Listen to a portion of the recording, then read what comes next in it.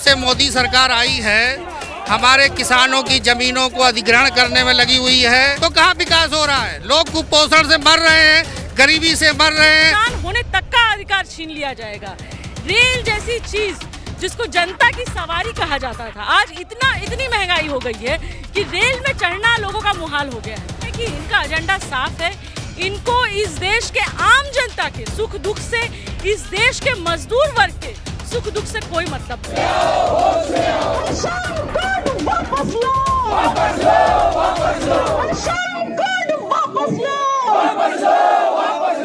नमस्कार दोस्तों, मैं कोमल और अभी मेरे पीछे आप देख सकते हैं काफ़ी सारे मजदूर यूनियन संघ हैं जो कि प्रोटेस्ट कर रहे हैं। उनकी मांग है कि श्रम कोड जो है, कानून है, उसको वापस लिया जाए। और देखा जाए तो देश में महंगाई काफ़ी बढ़ चुकी है, देश में जनता महंगाई से त्रस्त है। ये प्रोटेस्ट इसलिए हो रहा है कि केंद्र में जब से मोदी सरकार आई है हमारे किसानों की ज़मीनों को अधिग्रहण करने में लगी हुई है। इसके अलावा हर चीज़, जितने भी उद्योग हैं उनको बर्बाद करने में लगी हुई है। 100% FDI ला करके खुदरा व्यापार में हमारे रेहड़ी पटरी वालों को जाड़ने में लगी हुई है, ठीक है ना।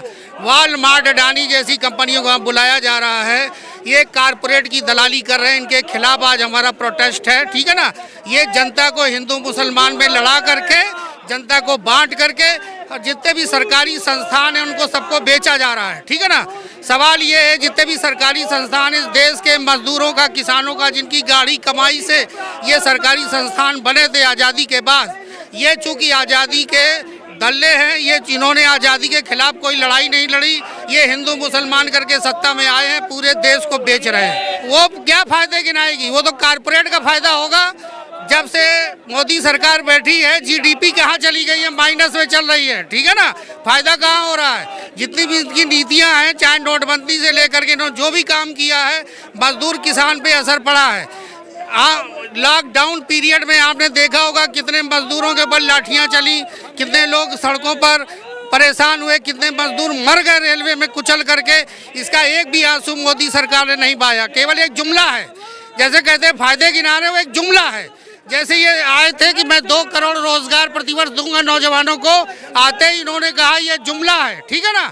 तो ये जो फायदे गिना रहे हैं इनका जुमला है, जुमला है। इसकी बात करती है मोदी सरकार। मोदी ने अभी तक कौन सा विकास किया, इनके पास कोई विकास कहाँ है, गिना है।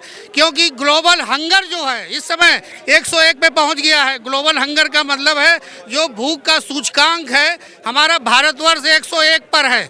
इससे तो हमारे पाकिस्तान जो पड़ोसी देश है और बांग्लादेश है, नेपाल इनका और ऊपर है।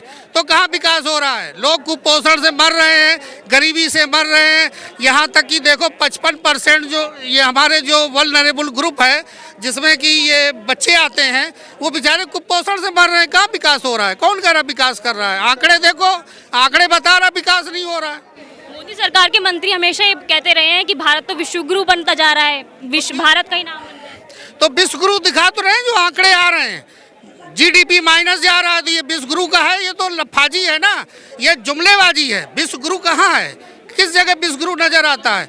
लॉकडाउन पीरियड में कितने अस्पताल जो इन्होंने प्राइवेट कर दिए, 10-10 लाख रुपए लेकर उन्होंने इलाज करवाया है, ये कहाँ का विश्वगुरु है। ये इन्होंने कौन सा ये ऐसा काम कर दिया है।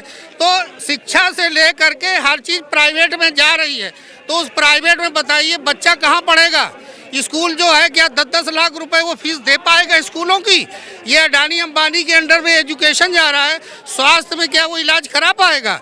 ये देश जो है आम जनता का, शहीद आजम भगत सिंह का देश है। अब हमें शहीद आजम भगत सिंह के सपनों को साकार करना है। ये कारपोरेट का सपना साकार कर रहे हैं, हम इस देश के मजदूरों और शहीद आजम भगत सिंह के सपनों का साकार करेंगे। ये प्राइवेटाइजेशन क्यों कर रहे हैं। प्राइवेटाइजेशन इसलिए कर रहे हैं, इनको कारपोरेट से ज़्यादा पैसा मिलता है ना, चुनाव में खर्चा करते हैं, वहाँ मजदूरों को बेच करके अपना वोट डलवाते हैं, इसलिए ये कह रहे हैं, और कुछ नहीं है। आपने चुनावों की बात कही, अभी जो 5 राज्यों में चुनाव था उसमें भी अच्छा मोदी सरकार ने अच्छा वो किया।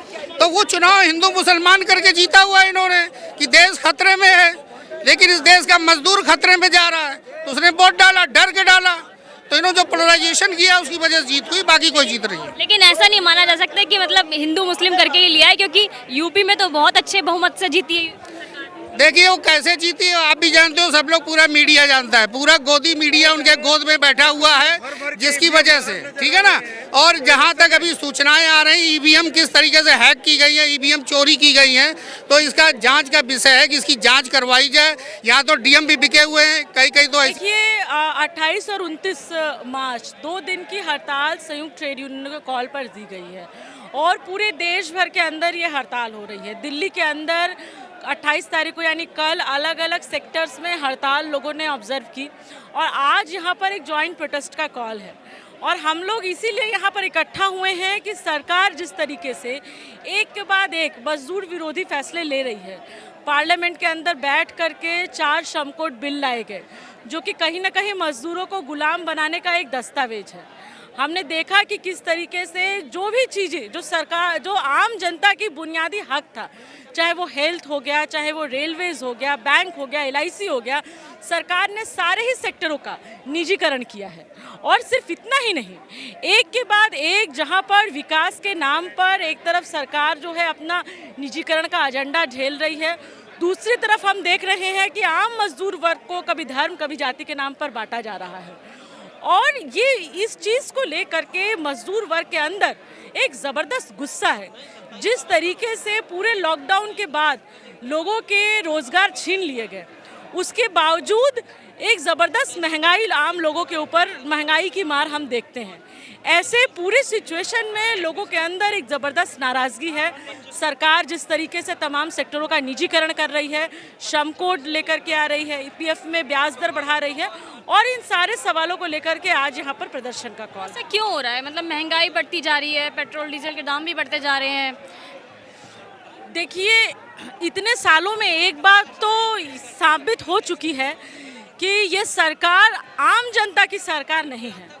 ये सरकार इस देश के कुछ चंद अमीर परस्त लोग, जिनके हेलीकॉप्टर में बैठ करके ये लोग चुनाव लड़ते हैं, जिनके पैसे से ये लोग चुनाव जीतते हैं, चुनाव जीतने के बाद ये तमाम फैसले संसद में बैठ करके, चाहे वो अदानी हो, चाहे वो अंबानी हो, इस तरह के देश के चंद पूंजीपति घरानों के पक्ष में लेते हैं। और सरकार जब ये पूरा दस्तावेज ला रही है जहां पर मजदूरों के सारे अधिकार छीन लिए जाएंगे, जहां पर मजदूरों को इंसान होने तक का अधिकार छीन लिया जाएगा, रेल जैसी चीज़ जिसको जनता की सवारी कहा जाता था, आज इतनी महंगाई हो गई है कि रेल में चढ़ना लोगों का मुहाल हो गया है। तो ये सारी चीज़ें तो दिखाता है, एक के बाद एक, चाहे रेल हो, LIC हो, बैंक हो, कोल हो, तमाम सेक्टर बेच दिए गए, हमारे सामने बेच दिए गए, इन आने वाले 5 सालों के अंदर बेच दिए गए, है ना। पेट्रोल का दाम अपने सर पे चढ़ा हुआ है। तो ये कौन सी विकास की बात करें? पूरे लॉकडाउन में हमने देखा कि हेल्थ सेक्टर की जो हालत थी, अस्पतालों के अंदर लोग बिना बेड के, बिना ऑक्सीजन के मर गए, है ना। लेकिन इनके पास कुछ और ही एजेंडा था। तो ये चीज़ तो साफ साफ दिखता है कि इनका एजेंडा साफ है। इनको इस देश के आम जनता के सुख दुख से, इस देश के मजदूर वर्ग के सुख दुख से कोई मतलब नहीं है। तो ये जिनकी गुलामी करते हैं, जिनकी चापलूसी करते हैं, उनके पक्ष में ये फरमान पास कर रहे हैं। लेकिन हम लोग प्रदर्शन में हैं क्योंकि ये बात हम लोग अपनी तरफ से कह देना चाहते हैं कि भाई पार्लियामेंट के अंदर आप भले मेजोरिटी में होंगे, सड़क पर हम मेजोरिटी में हैं। हमारे देश के किसानों ने करके दिखाया और हमारे देश के मजदूर वर्ग भी ये करके दिखाएगा। लेकिन अमेरिका में जो हालत है, वहाँ का समाज ज़बरदस्त रूप से अमीर और गरीब के बीच में बटा हुआ है, ब्लैक और वाइट के बीच में बटा हुआ है ना। हमने देखा कि भाई वहाँ पर किस तरीके से पूरे कोविड की त्रासदी अमेरिका के अंदर लोगों ने झेला। वहाँ पर भी एक ज़बरदस्त सवाल जो था, ब्रेड का सवाल, रोटी का सवाल, अमेरिका के अंदर भी मजदूर वर्ग की वही हालत है ना।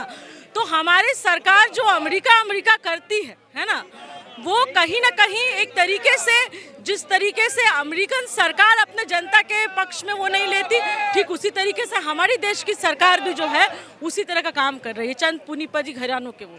तो अमेरिका का मॉडल कोई हमारे लिए आइडियल मॉडल नहीं है। अमेरिका में भी वही हो रहा है, मजदूरों के साथ, गरीबों के साथ। अमेरिका में भी लोगों ने वही त्रासदी झेली है जो हमारे देश में झेल रहे हैं। यहाँ पर आप देख सकते हैं स्वास्थ्य कर्मी और जन स्वास्थ्य के लोग भी यहाँ पर प्रोटेस्ट कर रहे हैं। मतलब हर वर्ग के लोग यहाँ पर आए हुए हैं और काफ़ी नारेबाजी कर रहे हैं। आपका नाम? Vijay Kumar, national public health alliance का दिल्ली प्रदेश अध्यक्ष। तो यहाँ पर आप किस चीज़ को देखो, हमारी डिमांड है कि 2004 से जो पेंशन सरकार ने रोकी हुई थी उसको लागू की जाए। हमारी जो भर्तियां हैं जिस पर रोक लगाई हुई थी, भर्तियां खोली जाए। जितनी हमारी सैंक्शन पोस्ट है उनको भरा जाए। हेल्थ सेक्टर के अंदर निजीकरण की नीति पर रोक लगाई जाए। हेल्थ सेक्टर में PP model, private public partnership को हम नहीं चाहते हैं। पर इसको हमारा निजीकरण से हेल्थ सेक्टर को बिल्कुल सेपरेट रखा जाए, क्योंकि ये एक इसेंशियल सर्विस है और जनता के हित में काम करती है, जनता के स्वास्थ्य की देखभाल करती है। कोरोना काल में जितने भी प्राइवेट हॉस्पिटल हुए थे उसमें आपने हाल देखा होगा, प्राइवेट हॉस्पिटल में पैसा कमाने के अलावा कुछ नहीं किया। लेकिन लास्ट में जनता के, सरकार के और पब्लिक के काम केवल सरकारी हॉस्पिटल ही है, जहाँ उनको इलाज भी मिला और सही तरह से उनका इलाज हुआ बिना खर्चे के। हम इस चीज़ को चाहते हैं कि प्राइवेट और सरकारी सेक्टर को सुदृढ़ किया जाए, मजबूत किया जाए, उनका जो बजट है उसको बढ़ाया जाए। खबरों में बने रहने के लिए फोरम 4 को सब्सक्राइब करें और नोटिफिकेशन पाने के लिए बेल आइकन दबाएं।